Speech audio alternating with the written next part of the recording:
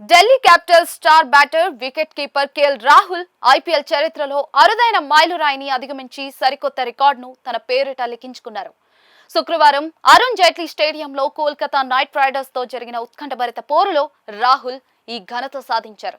Delhi Capitals తరఫున ఆడుతూ 1000 పరుగుల మార్క్ ను చేరుకోవడంతో ఐపీఎల్ చరిత్రలో 3 వేర్వేరు ఫ్రాంచైజీల తరఫున 1000కి పైగా పరుగులు సాధించిన ఏకైక ఆటగాడిగా ఆయన చరిత్ర సృష్టించారు. కేఎల్ రాహుల్ ఐపీఎల్ ప్రయాణం 2013లో రాయల్ ఛాలెంజర్స్ బెంగళూరు ఆర్సీబీ జట్టుతో ప్రారంభమైంది.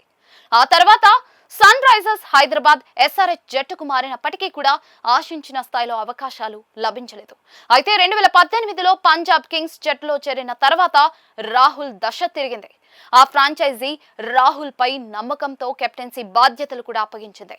2018 నుండి 2021 వరకు పంజాబ్ తరఫున 55 మ్యాచ్లు ఆడిన ఆయన ఏకంగా 2548 పరుగులు స్కోర్ చేసి లీగ్లోనే అత్యుత్తమ బ్యాటర్గా ఎదిగారు. అనంతరం 2022 మెగా వేలానికి ముందు లక్నో సూపర్ జైంట్స్ ఎల్ఎస్జీ జట్టు రాహుల్ ను భారీ ధరకు దక్కించుకుంది. 3 సీజన్ల పాటు ఆ జట్టుకు నాయకత్వం వహించిన రాహుల్ అక్కడ కూడా తన బ్యాటింగ్ పవర్ ను చాటాడు. లక్నో తరఫున 38 ఇన్నింగ్స్లలో 1410 పరుగులు స్కోర్ చేసి తన నిలకడను నిరూపించుకున్నారు. ఇలా వరుసగా పంజాబ్ మరియు లక్నో జట్ల తరఫున 1000 పరుగుల మైలు రాయిని దాటిన టాప్ ప్లేయర్ గా నిలిచారు. గత సీజన్లలో ఢిల్లీ క్యాపిటల్స్ లో చేరిన రాహుల్ ఇప్పటి వరకు ఆ జట్టు తరఫున ఆడిన 24 మ్యాచ్ల్లోనే 1007 పరుగులు పూర్తి చేశాడు.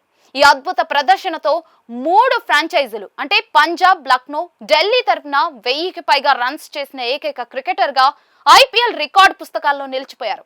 ప్రస్తుతం సీజన్లో అయితే ఇప్పటికే 468 పరుగులు సాధించిన రాహుల్ ఆరెంజ్ క్యాప్ రేస్ లో 3వ స్థానంలో కొనసాగుతూ తన ఫామ్ ను కొనసాగిస్తూ ఉన్నారు.